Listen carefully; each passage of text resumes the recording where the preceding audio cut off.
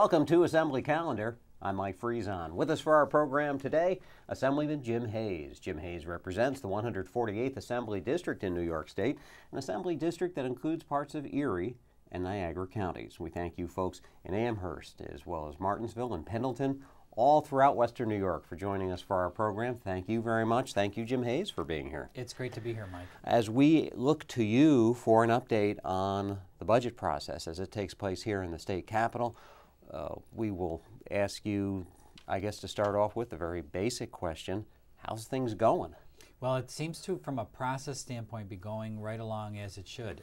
We are going to begin debating one-house budgets today. We've completed, and I think we're going to talk about this morning, a couple things related to budget hearings. We've completed the series of hearings that the legislature is required to hold on the governor's actual budget submission. The next step is to debate the one-house budget bills. That's a version of the budget that the Assembly will pass, the Assembly majority and the Senate majority. And then we're told we're going to move into conference committees later this week to negotiate the differences between the two one-house bills and ultimately come up with a budget that will be voted on by April 1st and be sent back to the governor for his signature. So the legislature begins passing budget bills this week, but they're not what is expected to be the final legislation. This, in effect, becomes the new jumping-off place. That's right, and the thing that I'm optimistic about is that this is following the schedule so far that was laid out by the Budget Reform Act of 2007, which essentially said that rather than negotiate the final terms of the budget behind closed doors, the proverbial 3 men in a room that we've heard so much about, that actually these one-house budgets be debated out and open. We know where each majority stands, what their priorities are, what they would change in terms of the governor's proposal. That gives us in the minority an opportunity to debate as well, and then move into open conference committees to discuss the differences in front of the media, in front of the public, where rank and file legislators can participate at each of one of the issue tables and have their contribution as well, all on that timetable leading up to final passage of the budget before April 1st, and that's just a few weeks away. So I'm encouraged by what I've seen so far in terms of the majorities responding to the governor, and I give the governor a lot of credit because he has come into office. He has been very sober in terms of his analysis of what's happening with the state budget.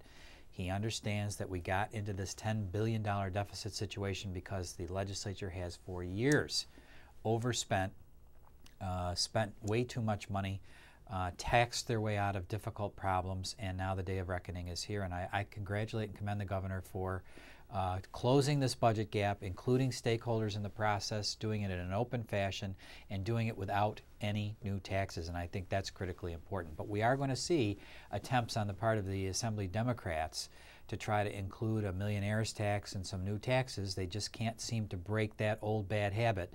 They're going to try to include some of those, and I'm going to be fighting against that this week. And as the ranking minority member on the Assembly Ways and Means Committee, it is up to you to be leading the Republican debate as the budget bills make their way to the Assembly floor, so we'll look forward to hearing from you. Let me take you back just a little bit, a step or so back in this process, and that is those legislative budget hearings in which the stakeholders, if you will, it seems to be a popular word here in Albany this year, came before the legislature to talk about the impact of the governor's budget proposal, which in effect helped guide these one-house budget bills that are going to be coming up for votes here in the next day or so. There have been calls for property tax relief. If you're going to do property tax caps, there have been calls for mandate relief. These have been some pretty popular concepts this year, including in the governor's budget proposal. That's right, because one of the things that we know at the local level, where we actually pay our highest in the nation property taxes, is that a lot of the costs on municipalities and on school districts are mandated by Albany. These are things that Albany comes up with rules and regulations that local governments have to follow and services that they have to deliver, but the mandates come with no money or not enough money from Albany, and so that creates tremendous pressure on the local taxing jurisdictions. And that has been a big part of why our property taxes are so high. So I've been advocating, as have others in the legislature, an attempt to sort of free school districts and municipalities from those mandates that come from Albany. Let them, at the local level, have more freedom to be able to deliver the services in the most efficient way they know how. And of course, one of the biggest mandated expenses on local governments is the Medicaid program. It's you know, the largest mandated cost to county governments, and in fact in Erie and Niagara County, every nickel of the property tax goes to pay for the county's share of Medicaid. And so if ever there was a place to get mandate relief, it's in the Medicaid program. You talked to that point, to the idea of mandate relief, when you had in front of you testifying at one of those legislative hearings representatives from various municipal groups throughout New York State. Why don't we go to that very hearing? We'll hear from you, we'll hear from one of those representatives from the New York State Association of Counties, and then we'll be back to talk more with Jim Hayes on today's edition of Assembly Calendar. I'm from Erie County, and our county executive, Chris Collins, has made a proposal, and I know that there's legislation that's pending in both houses that would give counties the opportunity to opt out of the various menu of Medicaid services. And I think we believe Medicaid to be the mother of all unfunded mandates. What's your opinion about that proposal? With respect to unfunded mandates, we are different than a town, city, village, or school district in that an unfunded mandate to a county is a bill. So if you want to provide mandate relief to counties, reduce the bill. That's mandate relief to counties. And with respect to the Erie County suggestion on optional services, that's an expression of frustration on behalf of his property taxpayers out there. It's no different than the states, through the National Governors Association, asking the president to opt out of the National Health Insurance Plan. People are frustrated, states are frustrated, county leaders are frustrated who think that they could do a better job. Collins is to be applauded for trying to make a difference in Medicaid. But as the president mentioned, the answer truly lies on behalf of the state in uniform changes to this system. So I believe the county executive's comments are a constructive part of this dialogue to reform and redesign Medicaid.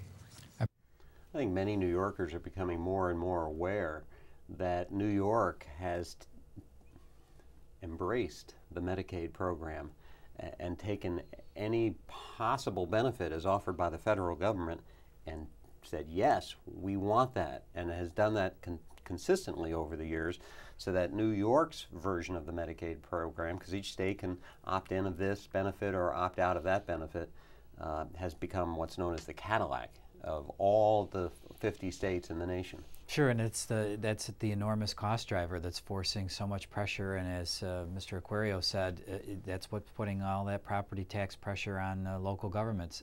Chris Collins, our county executive, has pointed out a number of times in the need for legislation to allow counties to pick and choose from that menu. I support that. I'm a co-sponsor of that legislation, and we're going to continue to fight to give counties the freedom to decide for themselves what kind of services they provide, so that that will ultimately result in lower costs to property taxpayers. At the same time, delivering the services. We're not talking about, you know, not taking care of people who need help. We're talking about being able to not offer the Cadillac and not need to offer the Cadillac program to the detriment of our working families and our property taxpayers.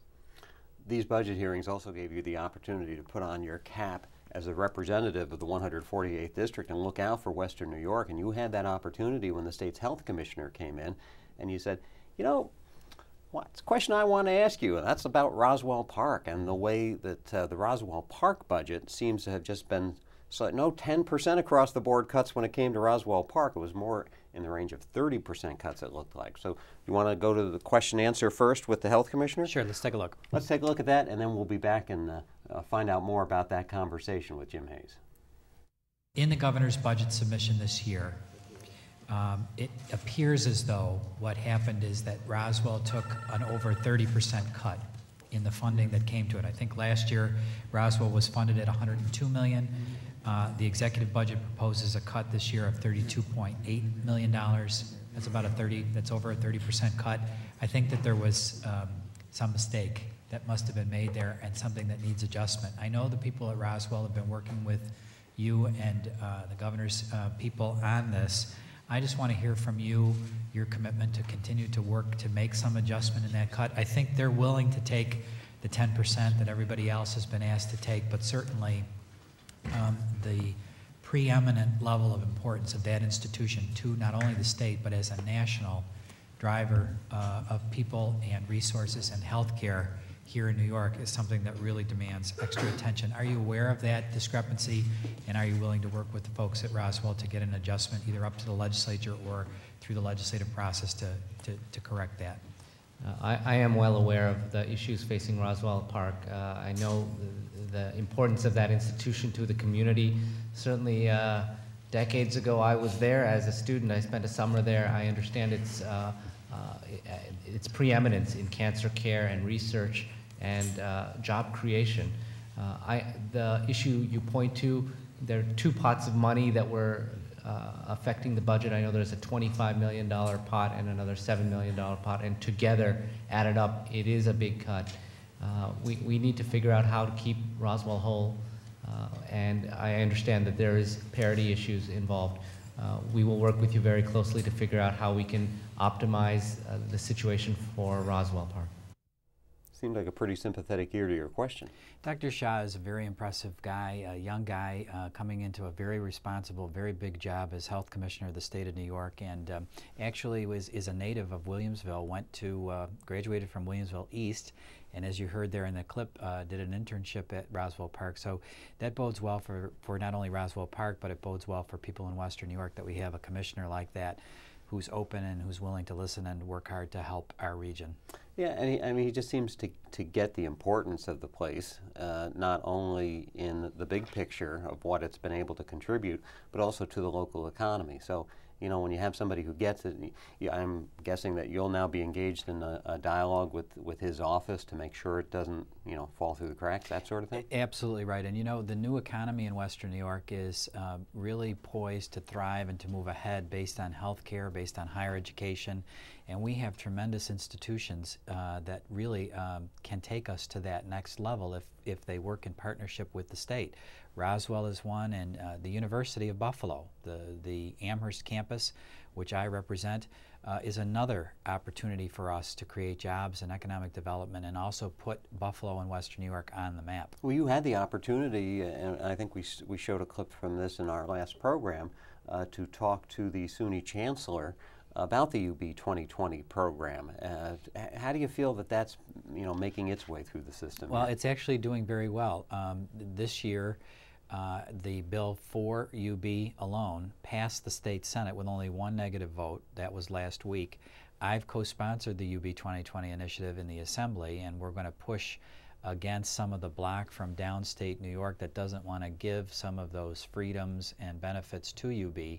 But we're going to fight hard to get it passed this year because it means so much, not just to the university and the students and the faculty who are associated with the university, but it will allow UB, not sending them more money, it will allow them to have more flexibility to do the kinds of things that other major universities across the country do and help ignite economic development in Western New York. It's a very exciting proposal, and we need to get the legislature to adopt it this year. We started off this program talking about mandate relief and letting municipalities and school districts and all have more of a say in how they are able to spend their monies and arrange their own budgets. Really, it's similar to what you're talking about with UB 2020. Absolutely right, and to be able to have more autonomy at the local level to respond to the unique characteristics that are UB, the things that are their strengths and their benefits, that can only bring lots of good news for the university and for Western New York. If you folks watching want to reach out to your representative, Jim Hayes, you do that very easily by contacting him at his office in Williamsville. Dial 634-1895 or drop an email at the address you see there on the bottom of the screen, Hayes